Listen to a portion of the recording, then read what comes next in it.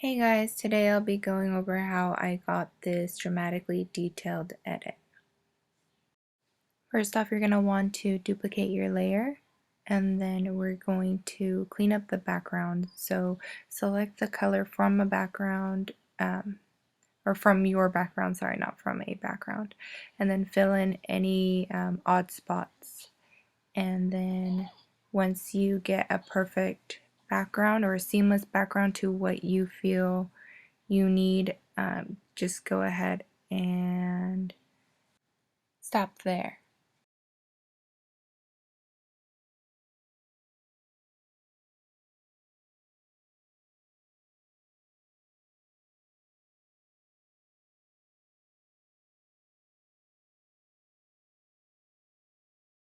Once you're happy where it is, just go ahead and flatten. Now we're going to open layers, and we're going to drag the highlight or the light portion over to the left, and then the darks over to the right. And then do this as you feel the image needs it. It's not going to be exactly to what I have it at. And then you can play with the middle slider, but I didn't feel like it needed it, so I'm just going to go put it back onto 1. And you can keep playing with this until you feel like you have the right contrast.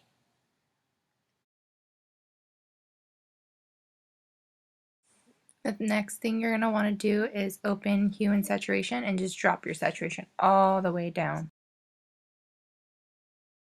Now go ahead and open curves, and this is where we're going to get most of our contrast in the image.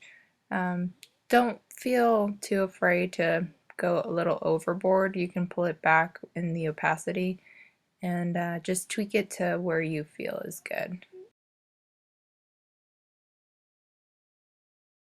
Now go to filter and then other, and once you get to other, go ahead and select high pass. Once that pops up, your radius should be at 10 and click OK. Now go ahead and change the blending mode to overlay. You won't be able to see it too much right now, but we're going to go ahead and go in and dodge and burn so we can get more of that detail back. So what you're going to want to do, and I didn't do in this step, is duplicate your background. I'm actually burning and dodging on the background. You shouldn't do that. Just go ahead and duplicate the background and follow these steps. Just go ahead and wherever you feel like it's a really hot spot, go ahead and burn, and continue to do so until you feel that the image is not too bright. And then we'll go in and we'll dodge in a little bit.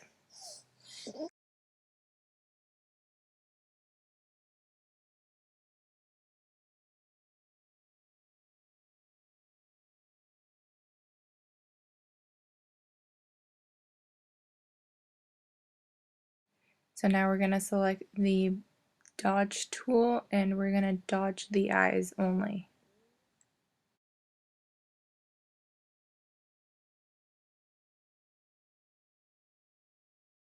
So now basically I'm going to go in and dodge any other places that I feel are too dark or that lost a little bit of detail. I'm also going to go ahead and do some of the little highlights on his neck so I can match his face. And I'm only going to do the highlights on the sides and then where his Adam's apple is, just so I could pop a little bit more. So here you can see the difference between what we just did with the dodging and burning for the eyes. It's pretty dramatic. Okay guys, so remember how I said I totally messed up and I was painting on the background? Well, what you can do is you can select the background and then go to your history brush, which is the brush I'm about to click on, and then just erase everything from there at 100% opacity. And what it'll do is it'll just take off anything you did to the background. So see how like it's gone now? And now it's just applied to the layers or the background copies that you see there. For good measure, I'm going to create a new curves layer, and what I'm going to do is basically add more matte film kind of look, darker look, and a little bit more grungy, I guess. And then I'll invert this and paint it on, just so I don't lose any definition in the eyes or in the lips or anywhere I need it. I'm mostly gonna apply it to the background and the edges. That way it's a little bit more, it has more depth, I guess is what I'm trying to say. And sorry guys if you hear a little whimpering in the background. I have a newborn with me and I'm trying to record, and he is not going to sleep. Okay, so let's see what we've done so far. So I'm going to select everything and then group it together. And that is so far what we've done. It's getting there, but you can see that we've definitely done a bunch of stuff to completely change the mood of the photo.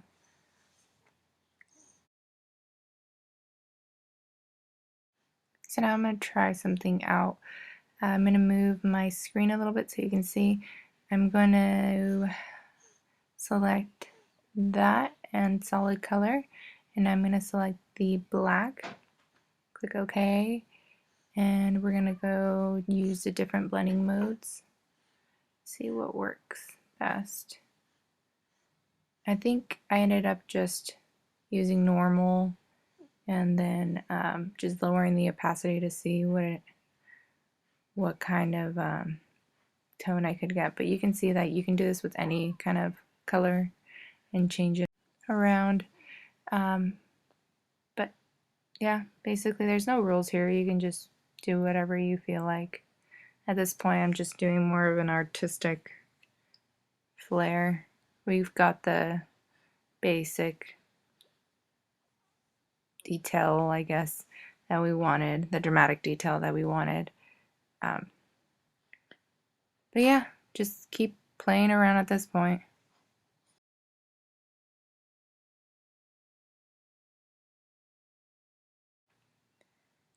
Yeah, see, I did use the normal and then just lower the opacity so it wouldn't be so bright.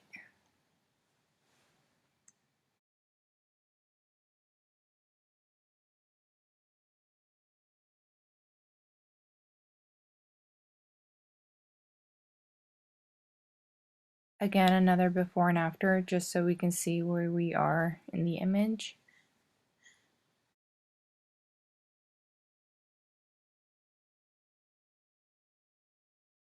So that halo finally got me, so I'm going to select the background, the last background layer I used, and I'm just going to fill that in because it's just driving me crazy at this point.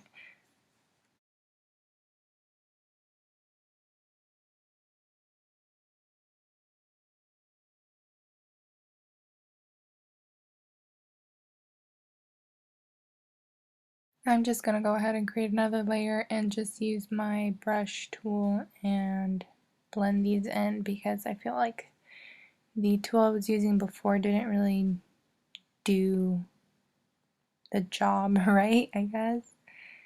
So I'll be wrapping it up, hopefully, with this.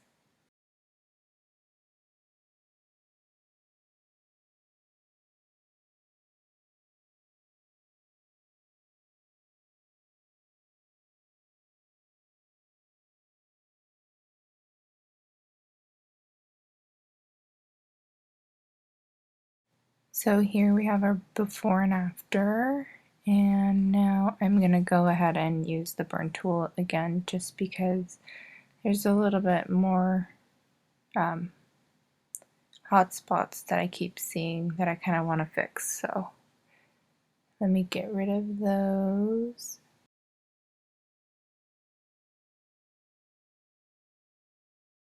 So I'm going to use a dodge tool now for the, I guess it would be his right ear, left of me though, just to bring back the detail because I feel like we lost a lot of it. I'm also going to use this on his beard where I feel like it's way too dark, and I'll use a little bit of it on his sweater as well.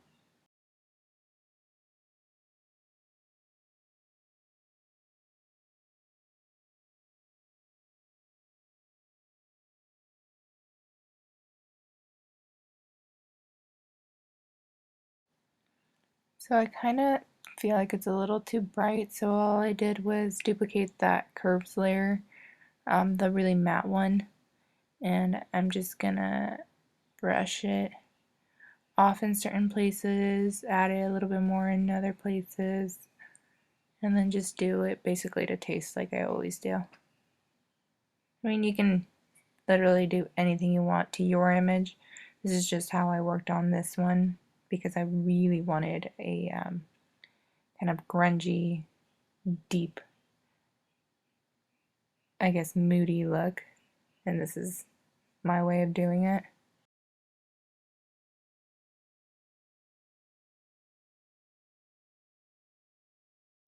So here's where we are again, and since it's not matte enough for me apparently, I'm gonna make another curves layer and add more of a matte effect. I'm gonna use the curves and darken, and I think I'm just gonna paint this on.